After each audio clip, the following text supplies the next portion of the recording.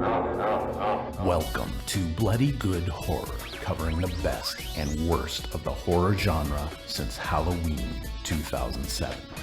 Listener discretion is advised.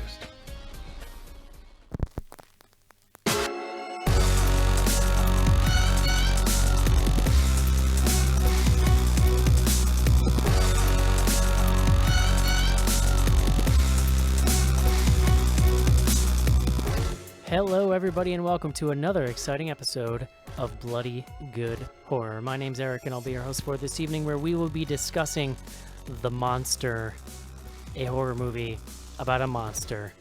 I'm the editor-in-chief over at bloodygoodhorror.com. Joining me tonight, first up, if he unbuttoned a few of those buttons there, he'd be sporting a pretty deep V tonight. He is the web developer. There he goes.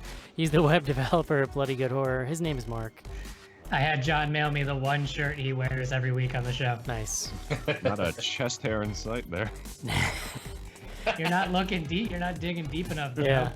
Next up, he is co-host of Sophisticult Cinema, the BGH spinoff, also a killer beard haver, and one of the fanciest members at BGH. His name is Andy.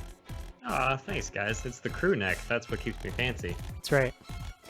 Next up on the show, the beer aficionado of Bloody Good Horror, also the master of Chicago at BGH, I guess, since you're the only one there now. Only one left in the Central Time Zone. His name is Joe. That's right. Joe. It is Joe. Joe, I have a just fantastic email for you later. Oh. About the impact that you've had on a generation of people now. So no. Oh, no. Yeah. An entire generation. There's a little appetizer for later. But lastly, joining us tonight, he is host of The Instamatic. His name is Casey. Hi. How's it going, Casey? Pretty good. How are you, Eric? Casey should give credit for people who don't know. He's the only one who shows up every week for the pre-show. Yeah. And I still don't know I tried if so hard. I still don't know, though, Casey? during Mark's technical issues in the pre-show, if he got to listen to me monologue for 10 minutes. And also he does, yeah, like he talks on his own when I go to the bathroom 4 times during the pre-show. So We covered everything from Star Wars to beards to Mark's shadow and the shades behind him to for that, whether he was coming back. we salute you. Whether the Babadook is real or not. The pre-show sounds like the ramblings of a lunatic. Pretty much. This It's week because Eric has a tiny bladder. This week we talked a lot about our favorite Christmas memories. Yes. Mine involved a lot of Ninja Turtles. Mine involves Star Wars guys and milking divorced parents for presents. Aw. Sad. Milking literally, divorced right? parents. Yeah. Coming this fall to Fox. What's going on right now? Year-ender stuff. It's almost coming up. We have one more show next week where we're reviewing a movie. Then, I believe, after that, we're going to be talking about our top 10 picks of the year. Of course, that will be accompanied by John Schnarz's fancy Excel spreadsheet of 2016.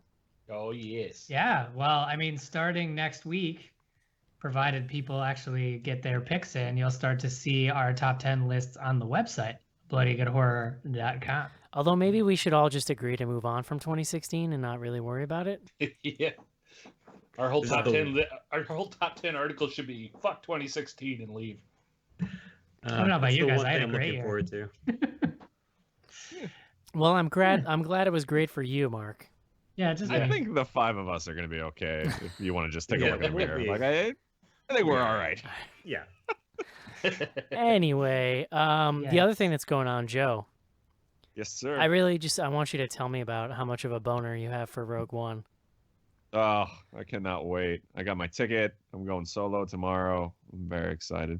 The reviews have started coming out, and supposedly it's great. I actually have high expectations for this one that I did for whatever the hell the last one was. Expectations are the tough part, though. Yeah. Kevin Smith said it was Empire good. That's what else do you need, right? Like the TV show? Like Empire Strikes Back. I don't know what it says about me, but I assumed you meant the TV show also. Yeah. Like Terrence Howard's in this? He's probably in it. I bet he's in it. He I might did be. not take Kevin Smith for a fan. Should we start taking bets on whether or not Terrence Howard's in Rogue One? Terrence Howard Forrest could. Whitaker. Terrence in the Howard- Terrence Howard role. I was gonna say Terrence Howard could be like a young Lando, but he might be older than Billy D. Williams was when he was Lando, so that probably wouldn't work. Yeah. Plus, They we're cast. actually getting a good young Lando. Yeah, they already cast him, right? Yeah, yeah, Yeah, we're getting Childish Gambino. yeah. Oh, nice. Excellent. Hmm. So yeah, I'm pretty fired up. I like the theater near me is the one where you can like select the seats, so I don't have to like get there early and figure out like sitting somewhere. Have you been listening to the original movie soundtrack and crying like last year before episode 6 came out or 7? Occasionally, yeah, like on my walk in the like -8-degree Chicago weather to the train. Get a little teary-eyed. Yeah. Yeah. I mean, it's weird. Like I assume everyone's kind of the same boat. Like this one, I think everyone's excited for it, but it doesn't have sort of the same impact of like, this is the first one in Yeah. so many years. Which I guess is kind of like my worry that like Disney's going to be churning these out so much that like at some point are you going to be like, oh, another Star Wars movie? Well, they're going to become Avengers movies, basically, Yeah. right? Like they're all pretty good, but Yeah. it's hard to Joe, get I hope jazzed not. about one. Joe's just walking down the street having a conversation with his childhood self. It's gonna be all right, buddy. flying. So here's my Starfighter. big movie related question that I talked about that I teased. Right. So Rogue One comes out on the official release date is the 16th on Friday, right? Sure. And midnight releases, I've done those in the past, like for the prequels and stuff, and you actually show up at midnight. So how is things morphed as far as like the movie business and theaters and stuff that you get to go at 8:00 tomorrow night, Joe? I was just like, I have no idea how that works because everything says like, the 16th is the release date, but like I just couldn't get tickets to like the 5 p.m. one tomorrow. I think they just do. Oh, there's a 5 tomorrow. Yeah. Like Oh, that's the weird. theaters around me, I think are starting between like 5 or 6. Sometime And I'm around. not saying like Joe's getting special treatment or anything. That's fairly common because I know they're even doing it around Indy too. I am. People No, are like getting all the there, theaters the are day around. early. That's way better though. Who wants to go to a movie at midnight? Who? I know, I'm excited. I who- definitely I wouldn't be agree. seeing it if it The was. last movie that I went and saw at midnight was the Nightmare on Elm Street remake. Like, who are these human beings that can just walk into a theater all fresh faced at midnight and be like, ready for a movie? I'm definitely not gonna Yeah. fall asleep 5 Oh. minutes in. Well, Actually, I think the last midnight release I went to was one of the prequels. Yeah, Clone Wars was the last one. Yeah. I didn't see a single one of those in the theater. Like, I saw Phantom Menace when it was on like CBS or ABC or something like years later.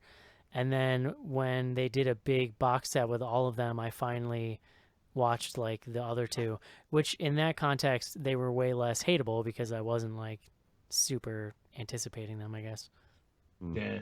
And I'm not knocking the practice or anything. I mean, I think it's cool, but it's just another sign on how all of our kind of fandom, I guess you would say, is changing over the years. Because used to be that was the big thing. Because at first you'd have to show up at midnight or 2 hours early to try and buy a ticket, and then get in line to wait for midnight, and then you could start pre-buying tickets like a month ahead of time. When I I mean, think pretty soon you're gonna just be able to send your drone to go watch the movie for you.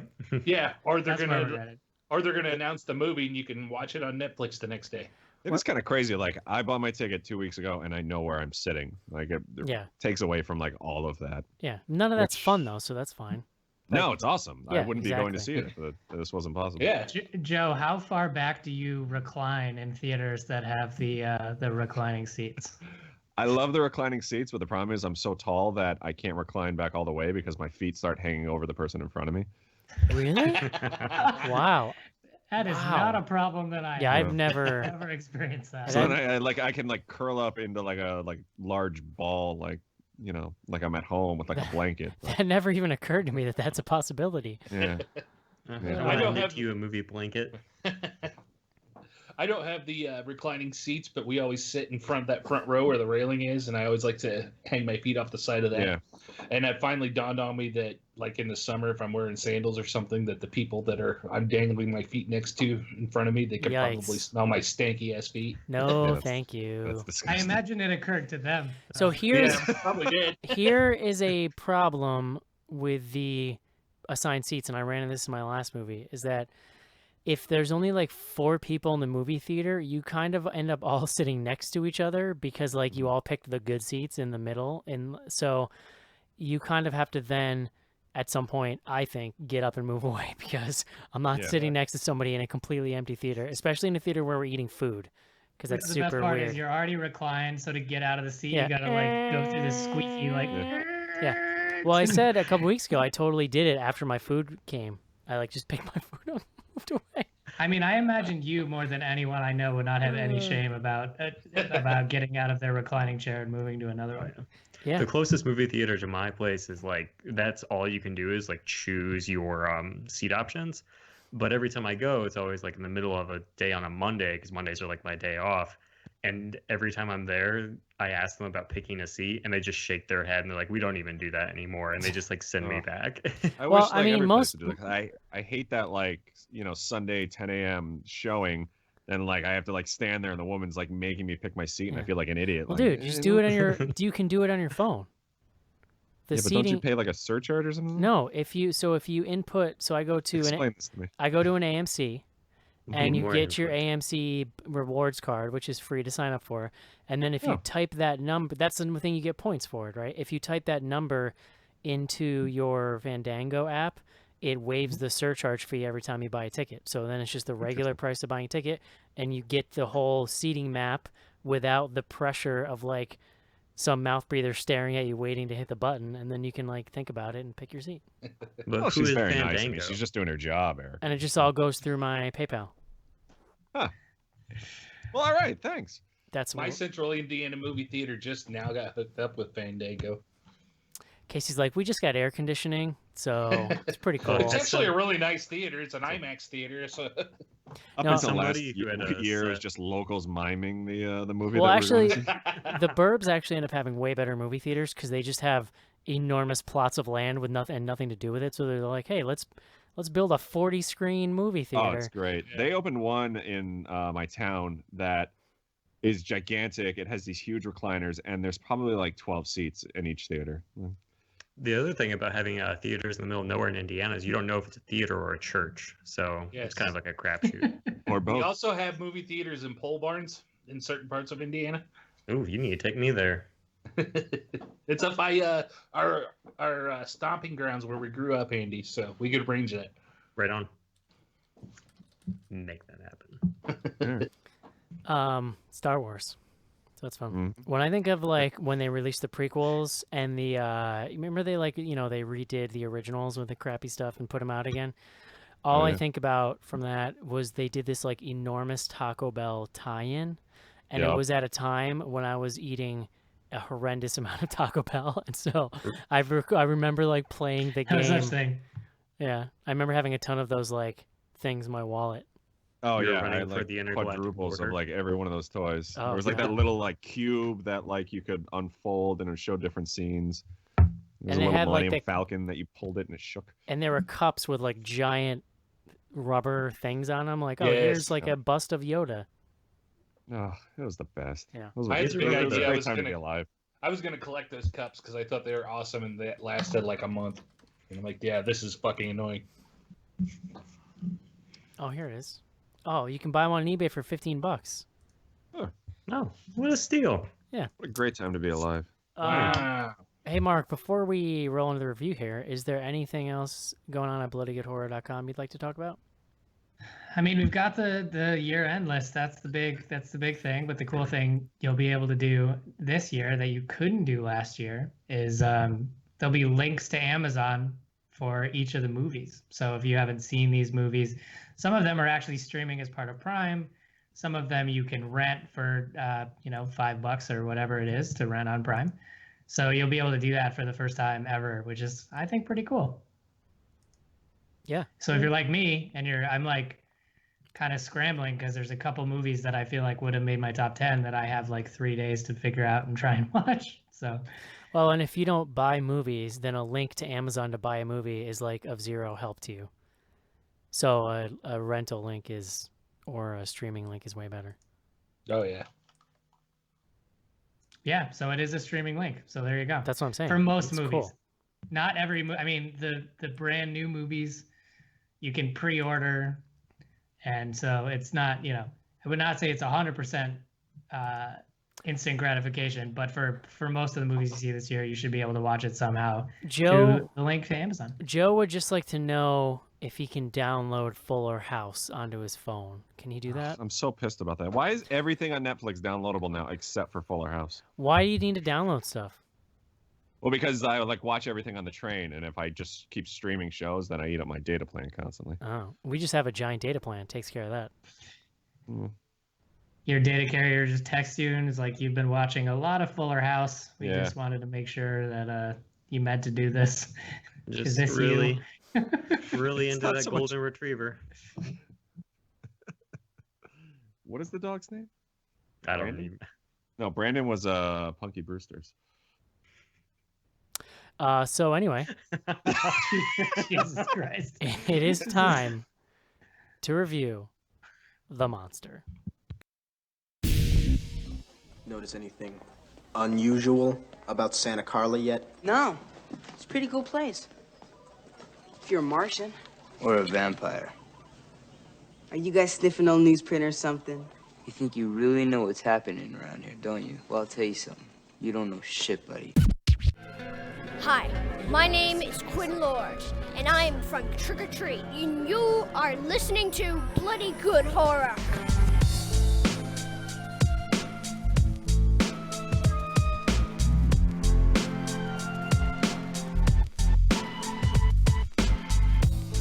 This is it, Jennifer. Your big break in TV.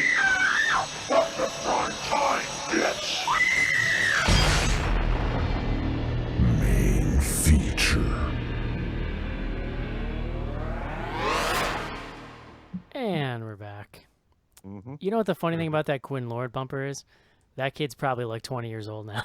Like it was that long ago. Up there. Yeah. It's so We should nice. have It him was so back, do nice to another talk to a young horror celebrity that wasn't jaded, who's so excited to be there. Yeah. Hey, Mark. Hey, No John Schnars this week, so no word of the day. I would call on Andy without warning him, but I did not give him any warning ahead of time. So. There is a Joe with a beer. Oh, Joe. Sorry, Joe. What do we got? What are we drinking? Yeah, This one of week? those. So tonight we're doing. I don't even know if we said we're doing the Monster. It's the Monster, right? Just only one. It's El Monster. El Monstero. Yeah. And it follows the touching story of an alcoholic mother and her daughter, who happens to be named Zoe. So I picked a beer from the folks at Maine Beer Company up in Freehold, Maine. Or I think they moved to Portland now, but they have a beer called Zoe, which ties in, because of names. And So can I burst your bubble a little bit and say that the little girl's name was actually Lizzie? yeah. Wait, is anybody named Zoe in this movie? Well, the actress who plays the mom, Kathy, is Zoe Kazan. So you Oh, can maybe name that's it what I after picked up. that. So yeah, I picked a beer named after the. oh, Man. that is Oh, fucking Schnars is amazing. gonna be so sad he missed that. Yeah, you know what's funny is I was actually going through the list of beers that I picked in the past, and we had this whole argument a couple weeks ago about how I may have doubled up on a beer, and it turned out I did not. And then I was looking through my list, and it turns out that I did on a different beer, which shall not be named. But But it anyway. wasn't the Hennessy cream ale. No. Do So you- Zoe from Maine Beer Company is a red ale, and red ales we've talked about in the past have a decent amount of malt, but are pretty well balanced. So it's not over the top. Has a really nice sort of spiciness to it. This one actually has a really good hop characteristic to it also. So it's more on the you get a lot of those piney notes. So around this time of year, it almost reminds me of a Christmas ale that you'll find on the shelves this time of year, and it also comes in at about 7.2% alcohol, so it's a little more up there, which is always fun when you're drinking with the relatives who are asking you why you're not married or have kids or that sort of stuff as you do. But yeah, everything Maine Beer Company puts out is always really good, and they distribute pretty far across the U.S. So I mean, I get them here in Illinois. So, you should be able to find them in your local neck of the woods. What else? MaineBeerCompany.com is their website. And if you ever get the chance to check out their brewery, it's pretty impressive. And Maine's just a fun little state to be in anyway. So. You've been there? Yes, yeah, we stopped like years ago. I think it was in their old location. I think at this point they've moved, but yeah, it's they put out some awesome stuff. Like Maine just has like a really good like beer culture as it is. It's a great state. Yeah, I love it. Like I would totally move. It's there. real cold though. Like you'd probably want to drink a lot if you lived there. Yeah, I mean, I gotta imagine that's why they do drink so much. They're a hardy peoples. Mm-hmm. A lot of flannel, I assume. Sure. Yeah. Hey, Mark. But yeah. Go ahead. Finish up. Sorry, Joe. No, I am. I'm done. Oh, Mark. Good talk. Can you tell me about The Monster? I mean, I sure can. Not the movie, not the amazing Kanye West song. Oh yeah, the motherfucking monster. Is that what we're talking about? You know it, buddy. Yeah. So The Monster, thankfully, is there's not a ton to explain in terms of plot, but The Monster stars Zoe Kazan, as Joe already pointed out, playing the mother. I think that's her name in the movie. Well, okay. Agree to disagree. But playing the aforementioned alcoholic mother, Kathy, and her daughter, Lizzie. So this movie is a monster movie wrapped in an intense family drama about alcoholism. So you're introduced to some kind of vignettes early on to give you an idea of what the relationship is like, and the movie follows a somewhat linear progression, but with a lot of flashbacks. So you sort of see through the daughter's eyes a lot of these flashbacks that happen, and all these kind of events that lead up to her being in the car with her mom, and they hit a wolf, and they end up. It's like a rainy night. And the wolf quickly disappears, and they're confronted with a monster, which would be the titular monster of the film. And basically, it becomes then sort of a monster movie survival story of the two of them trying to figure out how they're going to escape this monster as they're stranded on the road. And in the middle of that, there's kind of flashbacks to give you an indication of what the relationship is and how they got there. So it's sort of all over the place, but if you look at it in the most basic way, it's a movie about this mother and daughter trying to survive being attacked by this monster when they're stranded on the road. But if you look at it a different way, it's a really deep dive into the mother's alcoholism and how it affects the daughter. And, it's just mostly metaphors and stuff. Yes. Andy. Mm-hmm. Yes. Why don't you start us off here, buddy? What'd you think? Yeah. So I heard about this kicking around earlier this summer just because it was one Brian Bertino's return. He did another film called Mockingbird after he did The Strangers, but this is like from my estimation, this is probably like the first one back where it seems like it's garnered a lot of attention. And I think that's mostly due to A24's involvement. They're a distributor that handles some pretty hot properties. And I saw it in October as part of like a 31 Days of Horror. So I was kind of like in that mode. And I really liked it at that time just because it was exactly what I was looking for. It's, as Mark described, it's literally a monster in a dark and stormy night. I mean, how more horror can you get than that? So there's some of the like more primal genre elements in here that are really good. And I think that Bertino's sense of space is also really strong. But I also think that the film has a lot of kind of overly baked or overwrought sense of how to handle its metaphor and its relationship between these two characters that really don't come together by the end of it. Joe. What would Brian Bertino do if he was here right now? I actually wrote that down as a joke that Joe would say. Check. Check that off. Bingo. Yeah, nailed it. So the thing about Zoe, yeah, I'm probably along the same lines as Andy. I really like the story of the mother and the daughter dynamic on this. Like it starts off with like the mother obviously like waking up hungover from something. Like it's just from the get-go, it's kind of a kick in the balls because they're in like this shitty house, and then there's really no like high point in this. And then the whole monster element kicks in, and you're kind of torn between like wanting this mother to get by and not. So it was really sort of this interesting dynamic. I will say it kind of lost me with some of the metaphors or like the facsimiles or haikus that it was trying to pull, especially towards the end. Like it just like it almost lost my interest to a point. But I mean, I thought the movie itself was, had a decent amount of tension, and I enjoyed it for like that aspect. I think maybe it just went a little too far with sort of the message that they were trying to get across. Mm-hmm.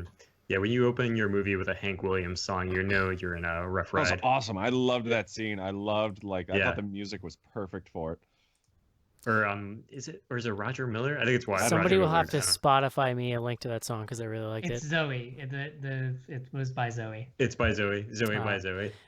Casey. So I didn't know. I saw the trailer for this once coming into it. I didn't know a whole lot about it. I was pretty excited by the trailer. Going through this movie, overall, this was a pretty good movie. To me, it fell short of being great. But as we talked in our pre-show discussion and stuff like that, there's a lot of the metaphor stuff that I think I missed out on, that I probably overlooked. And to be honest, by the end of this movie, I started to check out a little bit. Let myself get distracted and whatnot. This movie's not bad, and I understand like what the point they're trying to make with the mother and daughter, but man, is their relationship fairly brutal. And Eric brought this up briefly in our pre-show discussion and whatnot, but as a parent, that's kind of hard to watch and focus on because it's really very oh my god, it's fucking poisonous relationship. It's brutal to watch. Yeah, it's like heartbreaking. Yeah, and you cannot help but feel just absolutely terrible for this little girl named Lizzie. So by the time that we got to the end of this movie, since I did miss a lot of the metaphors and stuff that we'll discuss later, because I don't know that it's necessarily all my fault. We'll get into that discussion later, but to me then it becomes this whole the focus on the problems in this relationship between the mother and daughter becomes really overbearing. And it really has a heavy weight by the end of this movie where it's kind of like, I don't know if I want to sit through the rest of this kind of feeling for me. So, yeah. So I enjoyed this film a lot. It's not perfect. I think that at its core, the reason why it kind of sucked me in was like, sometimes you just watch movies and you feel like, you feel like they're coming from a very genuine place. And when you look at the relationship between the mother and the daughter in this film, to me, it just, it's not anything that I've experienced, but something about it rings so like painfully true to someone, you know what I mean? Whether that be the writer or, maybe somebody they knew, but it's like there's something so tight and like interesting and just really brutal about the dynamic between the mother and daughter. And so... And it's accentuated by the fact that the two actresses are unbelievable. Like the mother and the little girl in this movie is so good. They're so intense playing off of each other. I was kind of like zoned out for a second. I'm not sure how deep Mark got into it, but like, early in the film, like the mother is an intense alcoholic, like the kind where she is just compelled to drink and, you might Emily Blunt alcoholic, right? Yeah, sure. Yes. Yeah. Totally. 100% committed. So, and like literally, literally like the daughter is the adult in the relationship and she's like yelling at her to get out of bed. That's just like really interesting dynamic in the beginning, right? Where she like is supposed to be taking her somewhere and she's got to scream at her to get up and the mother's like, fine. And then like they have these cursing matches at each other where they're like, and the girl's small. Like the girl is not of an age where you fight with each other and tell her to F you. But the mother's screaming at her, she's screaming at her, and it's like, you feel so bad for the little girl, and then they are going to basically the father's when they get in this accident, and that's when the monster stuff starts. I think that it's pretty decently tension-filled. It's one of these movies where you kind of just, the car crashes, and then you spend the rest of the movie in that spot. Right? Like everything else that really happens in the movie is really kind of centered right there in that moment. And so it's really tough to pace those movies, and I think that there's some moments here that maybe could have used some pacing changes. I think that it's obvious like it's a small budget and they were really working with not a ton of resources, but I really like the monster stuff. I think even though it's rough around the edges, I think the monster is pretty interesting and creepy. So like I said, so if I have any issue with this, it's that it is such an unrelenting bummer that it's tough to watch. And Yeah, like there's I said this over email. I don't know if I'm just like losing my edge. I mean, yes. The answer is yes. I've lost my edge. You do know the But- answer. at least you can admit that. But I'm not gonna lie. Like since having a kid, like I see characters and certain scenarios in movies differently. Like you just feel them in a different way because you sort of have this new perspective on things, which is not something I necessarily expected to be experiencing as significantly as I am.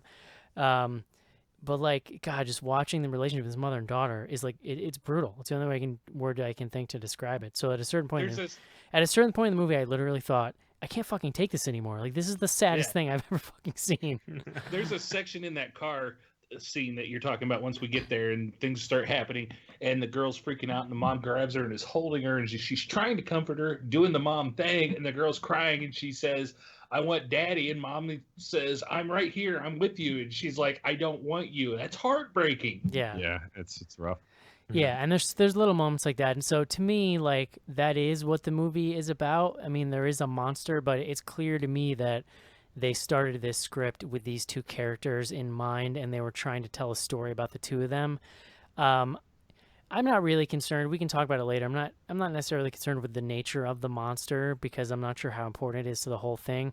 But I do sort of agree with Andy that, whatever it is they were trying to say ends up being a little half-baked, only in the sense, like, I think that the characters in general, before you put them into the story, are just really well thought out and rounded out. But then the journey that they go on, it doesn't necessarily all come together and like tie up in a nice way that makes you feel satisfied for like the lessons learned and the character kind of motivations and stuff. So I do totally understand that aspect of it. Yeah. And I'm sorry, Mark, did you go or did you give some thoughts on this? You know the answer to that question. I didn't go yet. So, I mean, Eric already covered it pretty thoroughly, but this movie is interesting to me because I think its greatest strength is the thing that makes it tough. Like I agree that the performances from basically the two characters of note in the movie are so strong and so well painted. Like specifically the relationship they have, like when Eric says they're like swearing at each other and they're all upset, this isn't like Rob Zombie angry parent angsty teenager dialogue. This is like very real. You just feel like you're Bleep bloop bleep bloop. that way. It's like there's You just cut out. You just cut out.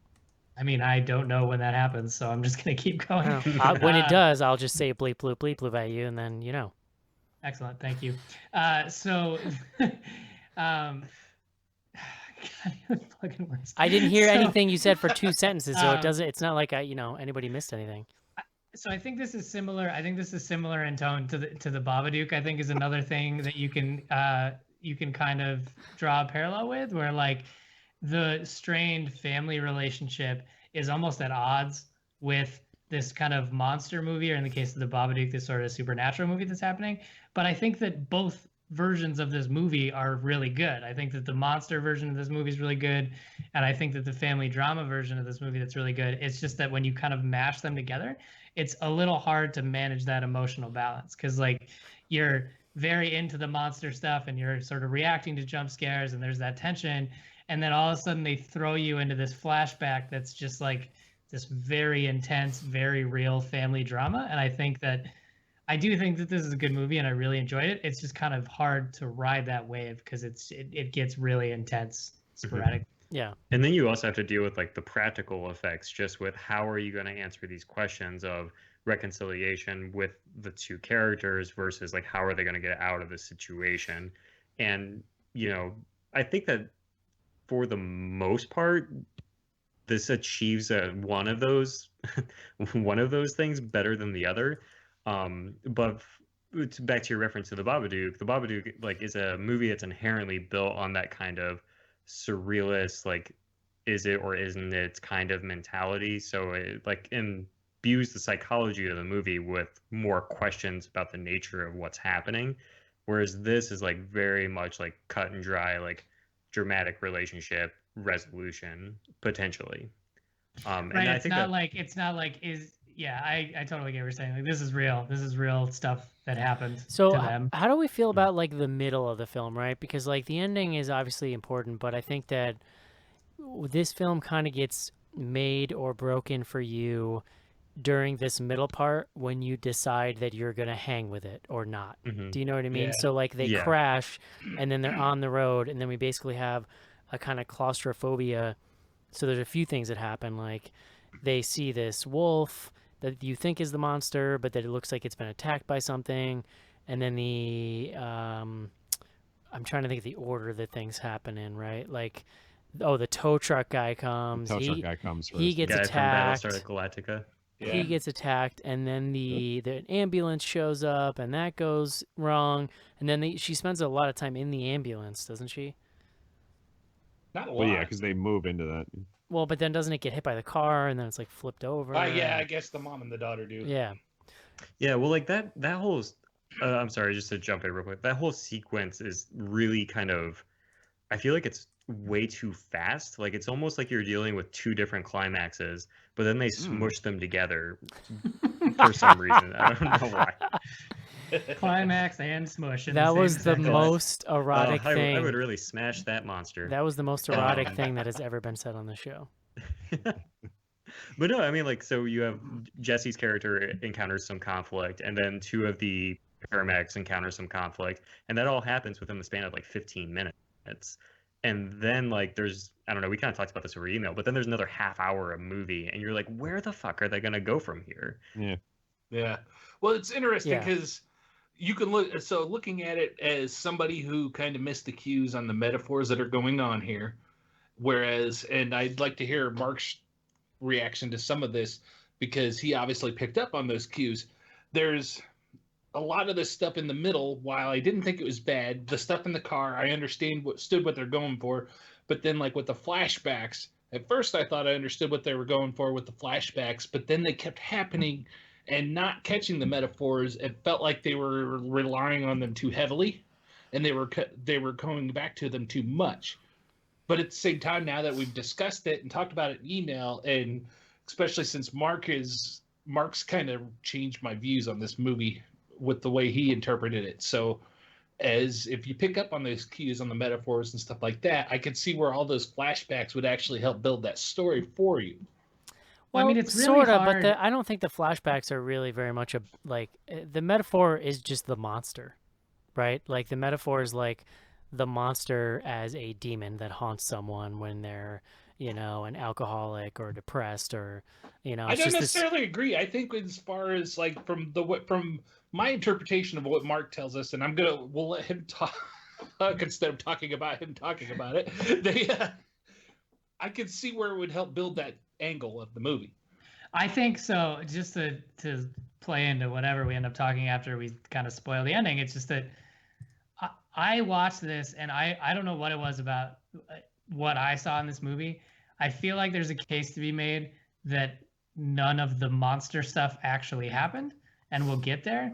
But that's about all I can say. Maybe I'm like showing my hand a little bit too much. I think it's good and bad, right? You could either have this like, if other people saw the movie the way I did, maybe that's a testament to the fact that there's like a lot of quality and depth in here. But the opposite side of that coin is that maybe it's not coherent enough that it comes across super clearly. And to what Casey's saying is that like I think the flashbacks are very effective as a tool for characterization, but they also kind of massively fuck up the pace at points. Mm-hmm. I think, there's a lot of, I think this like car stranded in the woods is a very natural tension builder. And then you get these like extremely well done and very important flashbacks, but they're kind of in the middle of like a crazy classic horror situation. So Yeah, you it's are just kinda kind of on jarring. this roller coaster ride of it's not always the right time to be introduced into this like really intense, well done flashback. I Not guess. necessarily. The only argument I'd make against that is that there's the stuff out in the road, they're really stretching. So like I was actually like a little relieved when we went to flashbacks because I was like, okay, I'm not just like sitting in the car in the rain for another 20 minutes. I agree, so but that's like but there was the certain different sort of problem. points. There was like certain points where I was so like invested in the flashbacks that I kind of just wanted to see like what was going on there, and I Yeah. almost didn't care about what the hell was going on with like the monster in the car, like. And I think we were even talking about it over email beforehand. Like, I almost could have watched an entire movie just about the dynamic between like the mother and the daughter, and like completely done away with the whole monster aspect. of Yeah. it. At the same time, I could have watched a whole, maybe not 2 hours worth, but a full length movie of the stuff going on with the monster too. It's kind of like we have two separate movies going on here that are both have their really good qualities, but the way they're mixed up is a little weird. Yeah, so I have a question for you guys because this is something that I couldn't reconcile while I was watching it, and that's that all the flashbacks are, as we mentioned, they're all very well acted and they're really intense, but it was almost every time they went back to them. I think what ruined the pacing and the tone for me was the fact that the flashbacks are so severe. Like there's no light or there's no like sense of like tenderness or anything in any of them. Well, I take that back. There's one sequence in a bathroom where there is a little bit. Yeah. And that was actually really nice. But even when the I moms, agree with you, but I just think that sentence is fucking hilarious. There was one sequence in a bathroom. but very even tender. even when the mom that's is usually where they like, happen. even in those little moments of light, though, it's still hard to watch because the mom is at her best. She's still only pretending to try to be a good mom. Like even she knows she can't be.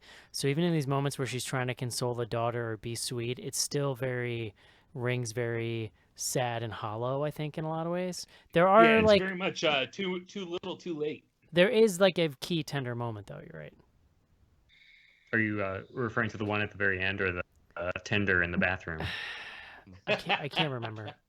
Where they're on Tinder Man, in the bathroom. That sounds way different in that context. Andy, if you ever start a band, Tender in the Bathroom has to be the name of the first album.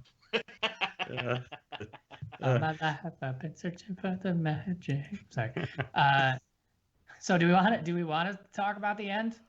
I think we should. Yeah, I we think have we to should. at this point if we're gonna keep discussing.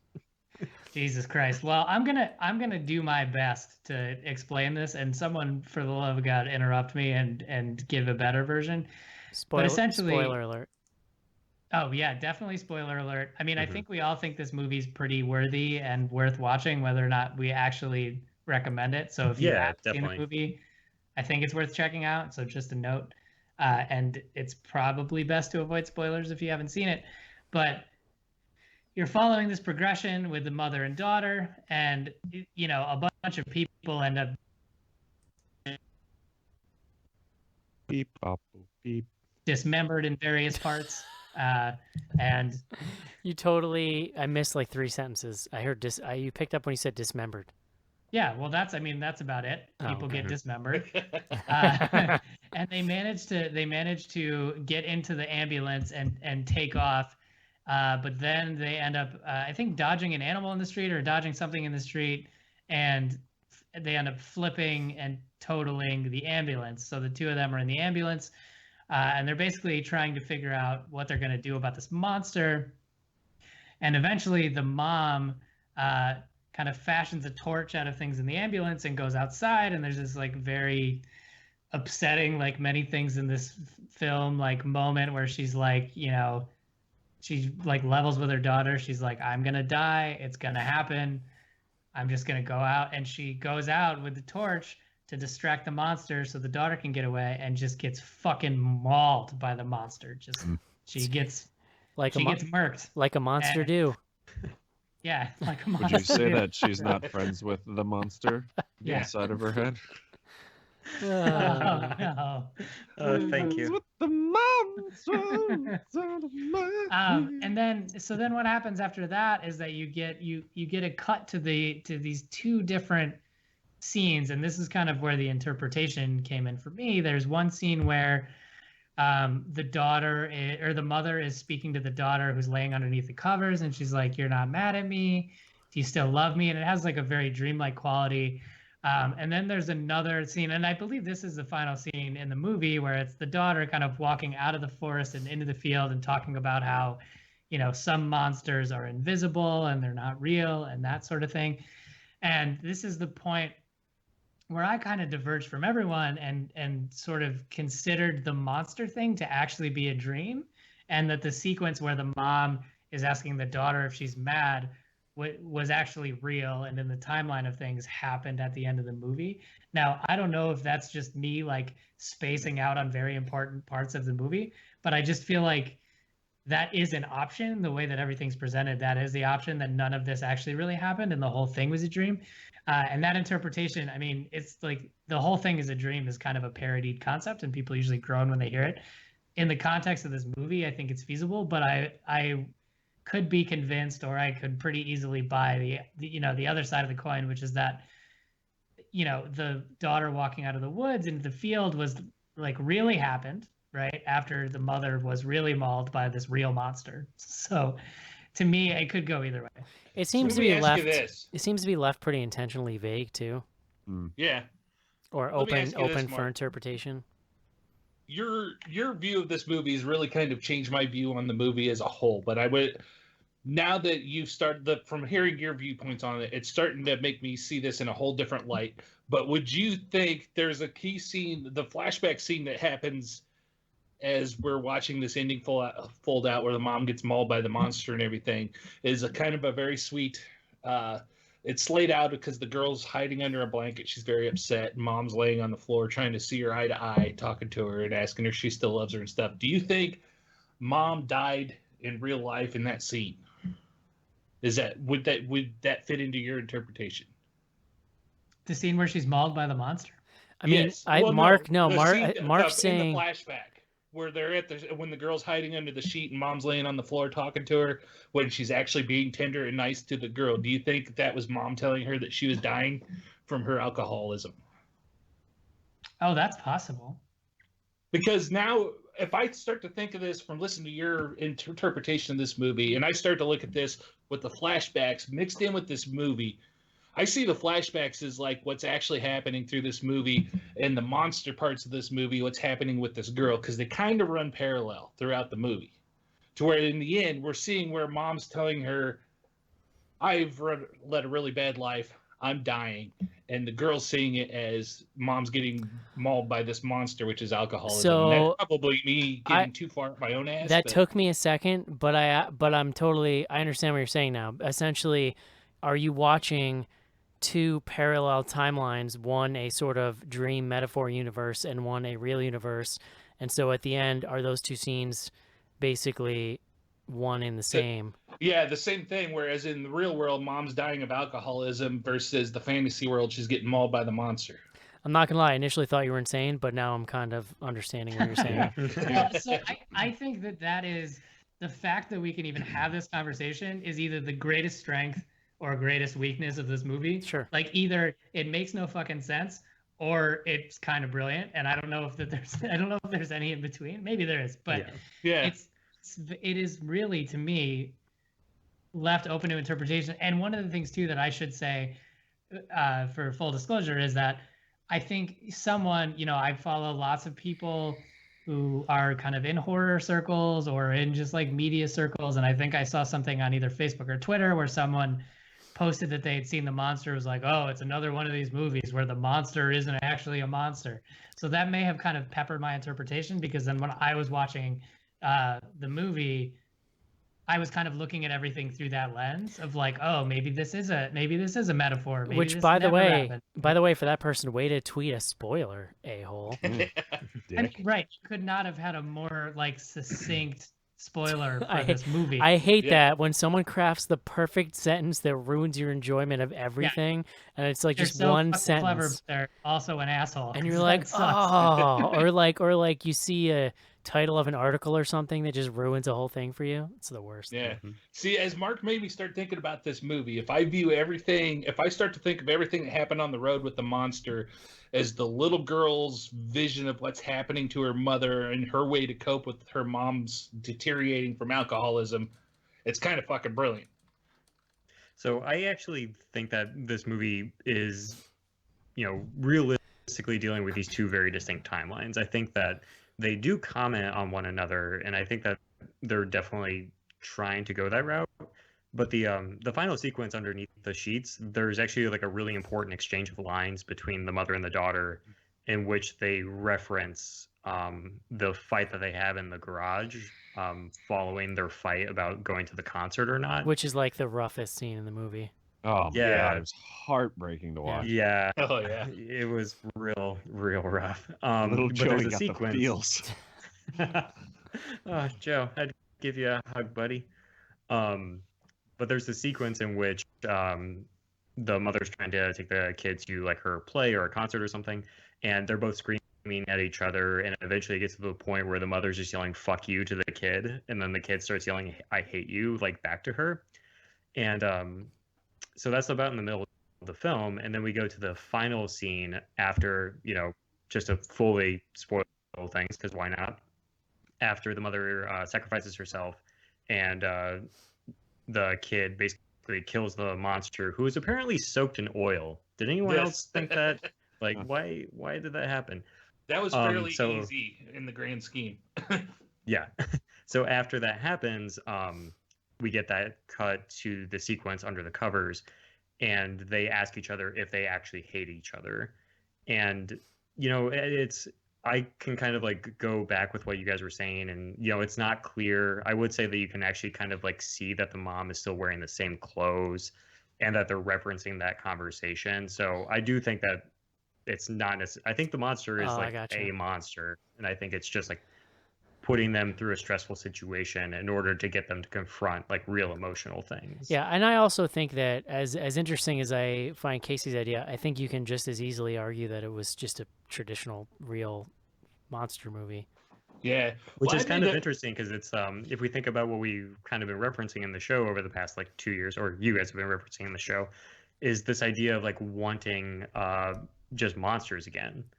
Or like this idea that like, why not just have a horrific It's 2016, everything's a fucking metaphor, man. Yeah. I don't mind metaphors. It was all just a dream. I don't mind metaphors. I used to read Word Up magazine. I just don't want to feel like I want to go jump off a building when the movie's over. Oh, yeah. This is a real genital punch in this movie. Yeah. Oh. So the Jennies. Was there anything else? The Jenny cream ales. I made a comment in our pre-show discussion in the email where no, you didn't. There's a chance, I can get into. I dig when a director leaves a movie, the ending of a movie, up for the viewer's interpretation, but then you can find fault in the fact if they don't give you enough meat to make it clear one way or the other.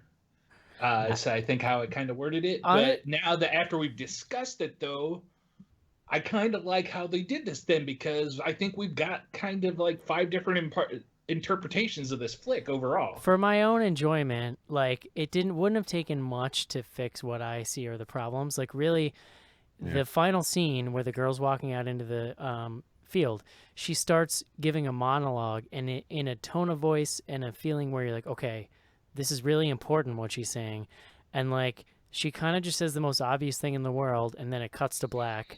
And you're like, what the fuck? Like I feel like in that moment, if they had written something better that tied everything together and then maybe looped it in with some of these other scenes in a way as to illuminate what they were trying to tell you, then it could have just neatly tied everything together a little better, and I think could have papered over some of the issues in the rest of the plot.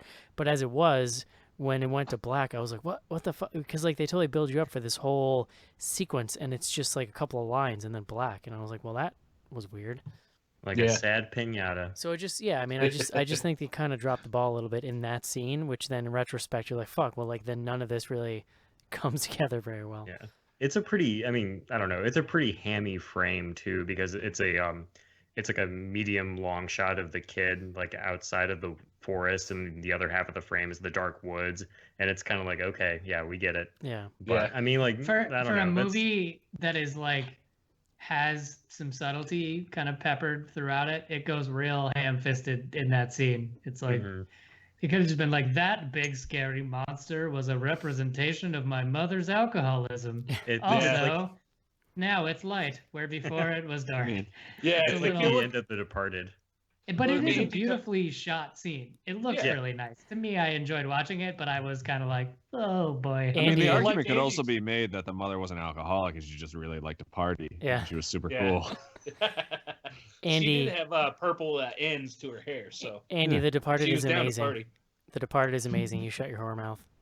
The ending's terrible. Ending's the worst. But really, Andy, the way Andy talks about the framing, coming out of the dark woods into the light, really fits in with the metaphor idea too, because it's the little girl coming out of the darkness of everything she's gone through with her mom into the light. That he's like, maybe she'll be okay, if you wanted to read into it. The monster is Kaiser Soze. Yes. We got to wrap. I believe there was a Gloria Estefan song about this. Mark, would you recommend this? Yeah, totally. Well, I should say don't watch it during the holidays because it's a fucking bummer, but I think it's a good movie. Andy? Yeah, it's a good mid-February movie. Joe? Yeah, and I mean, watch it on Christmas Day if you don't have any loved ones with you. Casey?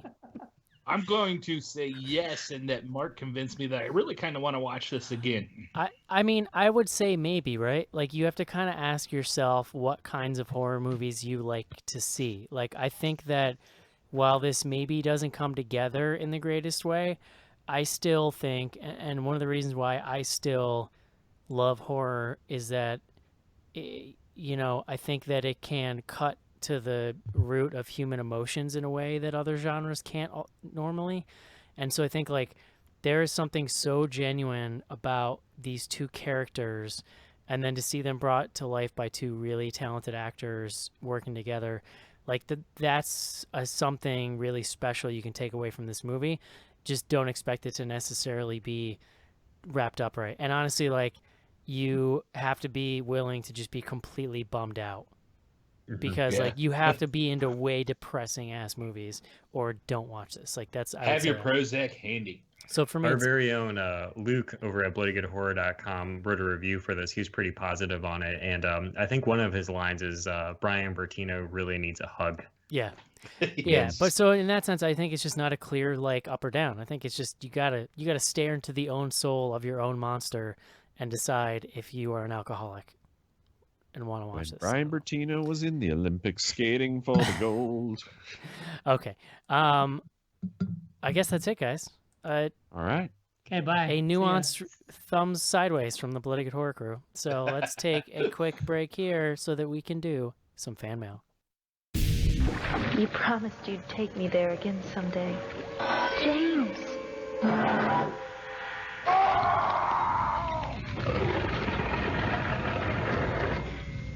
It's our special place.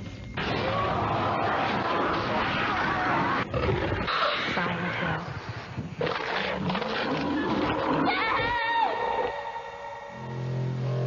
Silent Hill 2. Rated M for mature. For PlayStation 2. From Konami. Hi, this is Billy Bryan, the Stay Puft Marshmallow Man, and you're listening to Bloody Good Horror.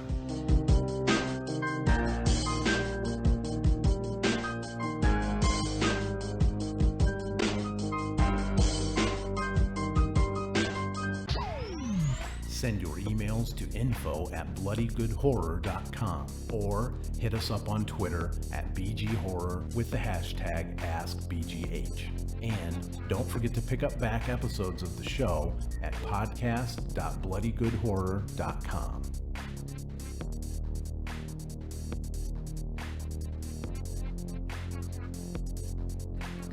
And we are back.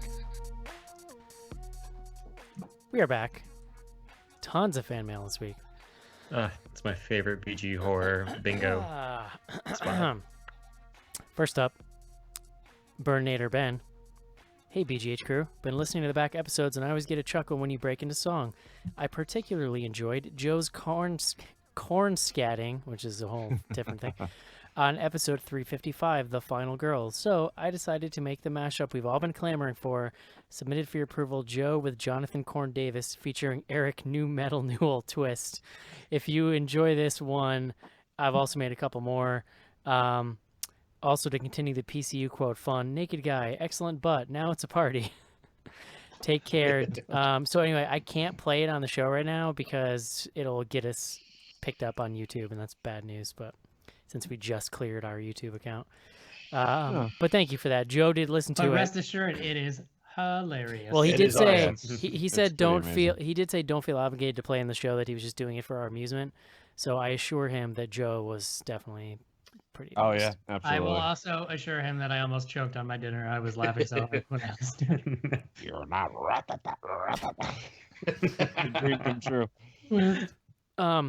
This is a quick message from Danny to say that my mic was really low last week, and I want to just say yes, it was. We had the program we used to record is awesome. It's really great for what we do, but unfortunately has this really nasty habit of changing my settings without telling me. And so like what happens is a show will get fucked up, I won't know it until I go to edit it, then I get really angry and I bitch about it. Then I'll tweak the settings, but I always tweak them like too far going back the other direction, so then the next week is messed up in a different way, and it takes like 2 or 3 episodes to like get it back to where I had it. So anyway, sorry. I'm hoping that as I say this that we sound okay this week. So did I read this email about Near Dark? Yes. Okay. I think. I wasn't sure if I did, but maybe I did. It was kind of old. How would Andy know? Next Because I up, listen to the show. because he listens to the He's the only one show, of us that Joe, actually even when listens. he's not on it. You guys Joe. wrap my ears in a Yeah. warm embrace of love. Next up, Caitlin. Wondering if there's anything horror movies that put into your mind and created that little voice in your brain that gives you danger alerts. No matter what speed I have to go, I will not follow a logging truck. Thanks, Final Destination. I also won't look in a medicine cabinet mirror when I close it. There's many more. Just wondered about yours. Thanks. I think she nails it with the Final Destination thing. Like pretty much every time I'm on the highway, I'm just thinking about the Rube Goldberg machine of awfulness that could kill me while I'm driving. The logging truck, man. Yeah. It's crazy. I still, at the age of 42, will make sure I close closet doors when I go to bed. I always check the backseat of my car when I get into it at night, which is so stupid because my car is so tiny, a normal human being could not fit back there, but you know. I try to keep coffee cups full of water away from CRT monitors. That's the thing. Thanks to Final Destination. I try to keep glasses of water everywhere in my house in case of aliens. So, No. Right. synergy. Yeah. That's a good point. Yeah. Also Right. under the bed. Fuck under the bed. Yeah. Still scary. No good. That's just for things you want to forget about. Just stuff Yeah. under there. And dust. Old luggage. Next up. No name came of this, or at least not when I grabbed, so sorry. First off, oh my god, that was amazing. Who was that? Was that Mark? Yeah, there's a real loud train that comes through. There's now, every trains now in and then. Florida? Like Yeah, like a cargo train? Or like an Amtrak? Oh, there it is again. It's like I'll Thomas let you the, enjoy it in full this it's like time. Thomas the Sounds Tank fake. Engine shit. That's great. Yep. Thomas Hank? Like Polar Express? Thomas the Tank Engine, asshole. Oh. Thomas Hanks engine. Asshole was a little strong. He I knew thought it. Andy was Listen, making a good-natured joke. Andy knew what he was doing. He knew. All right, this is from Ben. He says, thanks for the link to back episodes. I've been burning through them at an alarming rate. More than once, I found myself driving laps around my block so I can squeeze in a few more minutes of a show before returning to my boring life. I've sampled quite a few horror movie podcasts, most of which seem to skew to one of two extremes. Either they're poorly researched and marked by the sort of in-depth analysis you'd expect from a middle schooler, or they're hosted by a pompous, quote, student of the genre whose refined tastes have no room for a good jump scare, earned or otherwise. You guys are the happy exception. Even though I don't always agree with you, I thought The Witch was a bore that left me more nauseated than scared. I can count on plenty of laughs and well-reasoned opinions. I wouldn't say that we're well researched or well reasoned, but Uh-uh. I do like to think that I can certainly, if anyone on the show can enjoy a good guilty pleasure, it's me. I do guilty things. Also, your opinion about The Witch is wrong, writer.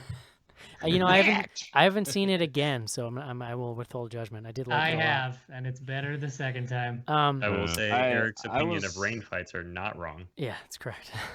I will say the only reason I could tolerate The Witch is because I watched it with John and he explained it to me as we were going.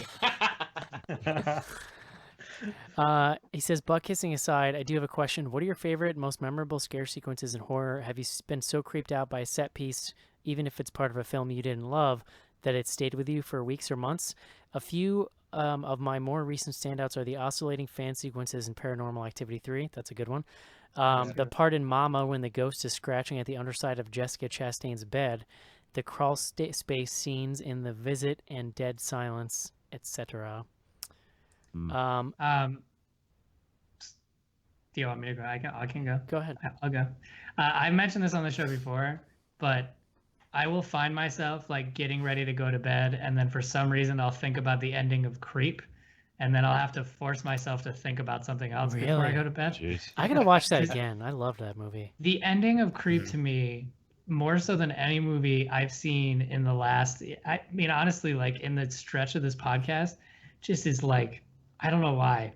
Very stark and very scary to me. For and me, I think about it way more than I should. For me, it's the little old-timey boy in Insidious who's like puts the fucking Tiny Tim song on the record and starts dancing. That was like nightmare fuel for me for years. Nothing scarier than an old-timey boy. And I actually had I had the same exact experience as Mark, where like every once in a while I'll be like going to bed and I'll flip the last light off and it'll pop in my head and I'll be like, oh god.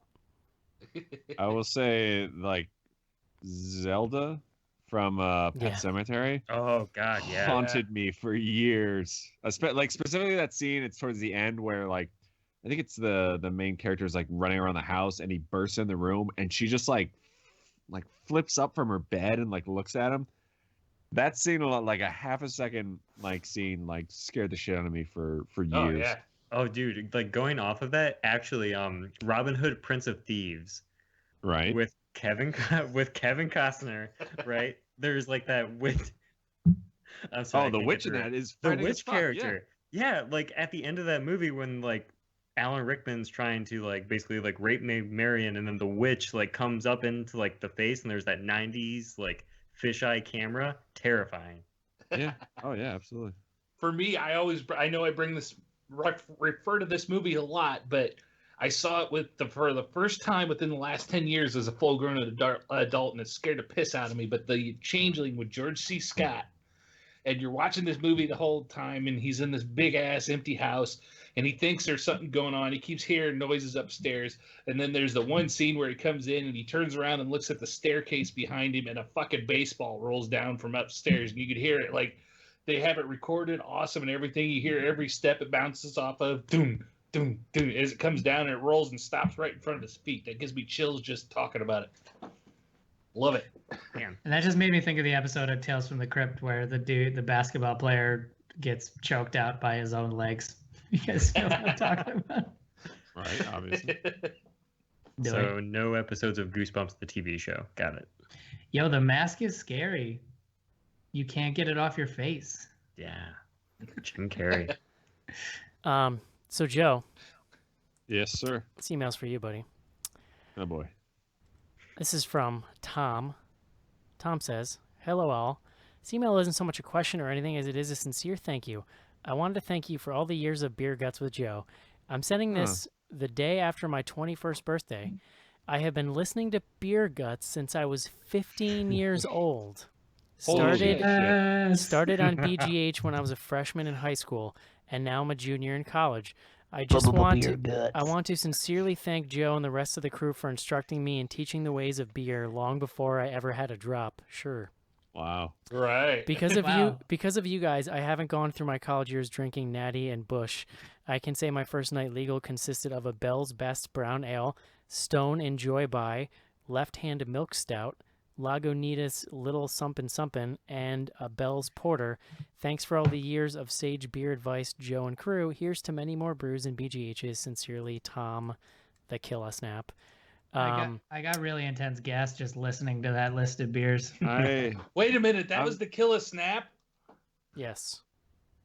He's been I'm writing not us even for bullshitting. years. Like I'm like a little bit misty right now. Like that's amazing. I mean, That's how does it awesome. make you feel though that like you're like someone? Is it not weird to think of someone who has listened to this show through the formative years of their life and now they're like a burgeoning adult and they've been influenced by us since they were 15 years old? I mean, doesn't that make you feel old as hell? Well, it's awesome because I'm so sorry. Now that we know it's the Killa Snap, because it's not like he's been a passive user. So throughout those formative years, he's actually, been pretty communicative with us throughout those formative years. Yeah, I recognize the name. He writes in a lot, I feel like. I feel like it's wonderful. I feel like we had a good, a firm hand in making him the drunk that he is. I love a good firm hand. Next up, Andy's here. Next up, Daniel says, "Hi, I think Eric will like this video about the movie Drive Angry. All the best." And guess what? Eric did. It's like a 20-minute video of like behind the scenes trivia from the movie. Wow. And then I was like watching it, and there's all these scenes cut to it, and I'm just like, this movie was insane. I forgot how crazy that movie was. Oh, love that movie. Okay, one more. This is from Claire. Claire says, "I've just recently started listening to you guys, and I really enjoy the show." Thank you, Claire. "I just heard your 31 review, and you guys were talking about how he isn't a carny, Rob Zombie, and all of his circus scenery. I'm not sure how true this is, and in interviews he downplays it a lot, but his mom's side of the family were in fact carnies back in the day when it was more of a thing. Apparently his parents used to have him and his brother work over the summer at carnivals until a fight broke out and everything was set on fire." Here are all the links I used. And this email is great for multiple reasons. One, she started off by complimenting us. Two, it was succinct, and she gave us her reference material at the bottom, which is incredible. I don't think she knows how email works. You're supposed to just say something weird and misspelled and then leave it at that. And then ramble But what's on. even better is she may have come across it now, depending on when she sent this email, but some point not too long after that episode, we all come to the realization that he was in fact a carny in another episode. Yeah, we did address it. Somebody brought it up, but some of his best friends are carnies. We appreciate the clarification, Claire, and we love having you as a fan. So welcome to the fold. The clarification. Yeah. info@bloodygoodhorror.com is the email address. Thanks to everybody who wrote in. Mark, Twitter. Yeah. Twitter me timbers. All right, so we've got 2 hashtags that we are tracking. One of them is if you are a patron at patreon.com/bloodygoodhorror and you have access to all of our back episodes, and you hear something you think is funny and should come to our attention, tweet it with the hashtag BGH Classics. And if you can fit it, let us know what episode it was in so other people can find it. This first one is from Catastrophic. Convicted LARPists. I think we've had that one submitted before, but yeah, that is a good one. Episode 290, Knights of Badassdom. Oh yeah, yep, that was about LARPing, wasn't it? Yep. Sure was. Sure was. Next one, 40 Ounce Heroes. Eric, homeless people indoors is Schnars' biggest fear. It's true. Episode 356, The Last Shift. It is very true. Oh, that movie was... What is The Last Shift? I must have not been on that episode. Maybe you weren't, but it was about it's like a lady, she's a rookie cop, and she's got to watch... Oh, no, I definitely was. Oh, yeah. She's got to watch over the jail on the last night before it gets closed or the whatever, and then... Is wasn't it great. possible? I don't know. I thought that was pretty decent. Is it possible that I said that and not Eric? Because I feel like it's all coming back to me now. That sounds like something clever that I would say. Yeah, well, agree to disagree. We're also on Twitter with the hashtag AskBGH. If you have a question that you want us to read on the show, tweet us with the hashtag AskBGH and we'll read it. First one is from Franchise MPLS. Can we get a comprehensive list of Schnars doppelgangers? Oh dear Lord! I'd have to do a little research. Yeah, you know, Mark, I'll do some research right now while you are. This is important. Actually, I was just gonna say. I wonder all if I white could people- like go onto IMDb and start like covertly tagging these people as John Schnarr's lookalikes. Like, is it like Wikipedia? Can I just maybe I'll just go to Wikipedia? You can make a list. You can make a list on Twitter if you can follow him on Twitter. Oh, You got to start a Rosetta Stone. that is so smart, Mark. That is such a good idea. I've been on It the would be internet more. before. I like Eric's idea better though, to think that these actors, PR people, are combing through. Honestly, there's only 2. IMDb and seeing tags. Looks like John Schnarr's. Like, who the hell is this? There's only 2 that I've seen in multiple movies that I'm like, that's John Schnar's. But then there's been a few other random people in movies where I'm like, oh yeah, like that guy. Continue. Word. Okay. Next one is from CK Owusu. Mm-hmm. Are you guys going to be able to fit in Under the Shadow before the end of the year? It's one of this year's best. Don't believe I've heard of it. Have we talked about that one? No. I looked it up. It's the synopsis is: as a mother and daughter struggle to cope with the terrors of the post-revolution, war-torn Tehran of the 1980s, a mysterious evil begins to haunt their home. That sounds like something John knows about, but he's not on the show, so we're not qualified to talk about it. It's the hot indie horror movie of the year. Oh. Yes. Last run from Seattle Screams. Heavens to Murgatroyd. There it is. Murgatroyd. Joe's better at it. Joe's really good at it. I was just teeing it up so that Joe would say it properly. Last one, Seattle Screams. Which holiday horror film do you secretly or not so secretly hate? Gingerbread Man. Yeah. Well, Ginger Dead Man. I think you I like those. I mean, do we have like, let's talk like classic Christmas movies, because we talk about the horror ones all the time. Like, are there ones that you just are not into? White Christmas, the fucking worst. Yeah. I've never seen it. Oh, it's like an old people Yeah, movie. Christmas Story is a little overrated. Like, all right, you can play it once, but you don't need to play it fucking nonstop on TBS. All right. I really like, and I literally bring this up every year, so stop writing your email in to tell me about every time I bring it up. The Christmas movie with John Lithgow and like the candy canes that make the reindeers fly. Oh my God, Santa Claus the movie. Yeah, it's fucking. This that's is a weird movie. This is an insane story. I bought that movie for my wife, I want to say 2 or 3 years ago, simply because she loves the sound of the scene where the kid's at the window and the little girl puts the Coca-Cola down on the snow. And she gives And him that like little a crunch. whole meal, and it's like it looks like the greatest Yeah. meal ever because he's just going to town on it. But now that we're talking about, I realized Charlie Brown Christmas. I know it's not a movie. Fuck Charlie Brown. All right, he's a piece of shit. Fuck the peanuts in general. How Is Lucy that a of you. trick or treat reference? My favorite was So when I'll actually pile on with Joe and say that I didn't watch A Christmas Story a lot when I was younger. So as a person of age who watches it, I just don't. I don't find it all that compelling. I really enjoy The No. Christmas Story as a movie also made by the guy who did Black Christmas, because I liked, who passed away, by the way. Well, R.I.P. I will Bob say Clark. that I can appreciate that movie as a sort of cynical Christmas movie in the age where there weren't a lot of cynical Christmas movies. Like, I appreciate the cultural impact of it. It doesn't really hold up that well to me. I happen to love it, and it's one I always, because they always have it on the marathon on like TBS on Christmas morning. I always watch that first thing when we get up. I will honestly say though, I don't think my teenage daughter gets it in the slightest. It's just like, oh crap, Dad's got his TV on again. Yeah. I'm gonna go in the other room. Of course Well, not. I have yeah. that in common with your teenage daughter. Of course, yeah. My family started Santa this Claus the tradition where we movie. I watch. can't believe you brought that up. Well, but we like, started Moore watching. plays the little elf. Can't get over it. Andy, go ahead.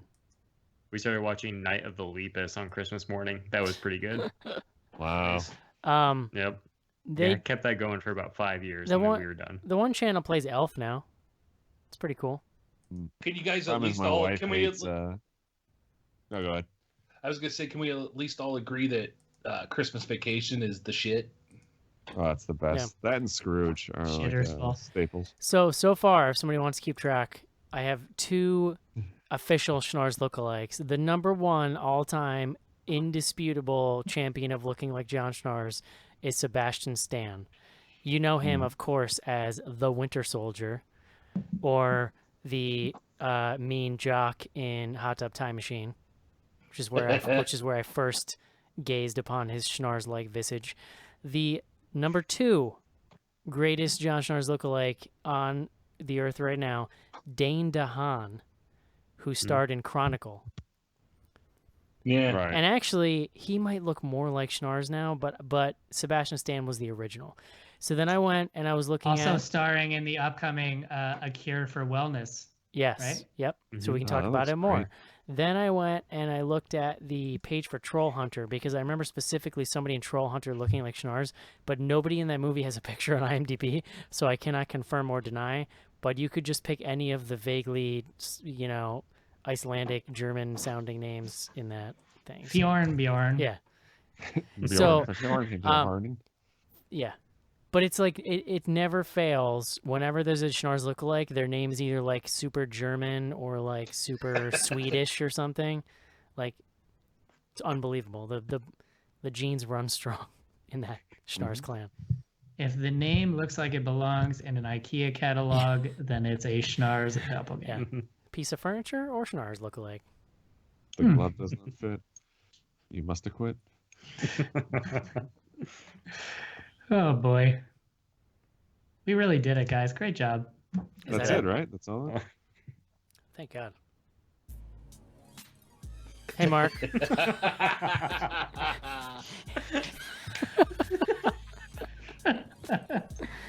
Hey, Mark. Here's your chance, buddy. Year-ender stuff. Yeah. Go to town. I mean, this is the 3rd time I've mentioned it. Starting next Take your week, time. you'll be able to see our top 10 lists on the site and watch them on Amazon, because that's awesome. And you really are interested in what our opinions are for the top 10 best and the top 3 worst movies of 2016. Hey, Mark, how do you feel about clowns in 31? Well, now that I know that Rob Zombie is a true carny, Juggalo. It does not. He's a juggalo. It does not change my opinion of 31. Yeah. That movie was not good. Although I don't even think 31 made my worst. So I haven't done mine yet. Did mine either. It's a distinct possibility. Have we seen anything worse this year? What's your worst? What's you're your... gonna have to go to bloodygoodhorror.com next week and find out. Oh, son of a bitch. Should I have submitted my list by now? Friday. Friday. Oh, Friday. Have other people submitted their list yet? Yep. Friday. Oh, shit. Friday. Okay. What are we doing next week? Do we know yet? Nope. Okay. And then what's next? So it's then the year ender? Then the year ender, yes. All right. Mark, is there anything else going on at bloodygoodhorror.com? Well, Sophie just wrapped up all of her reviews of Ash vs. Evil Dead, and we still have new reviews every day. And actually, last week, Andrew posted a list of the top horror dance sequences, which is definitely worth checking out. bloodygoodhorror.com. Very good.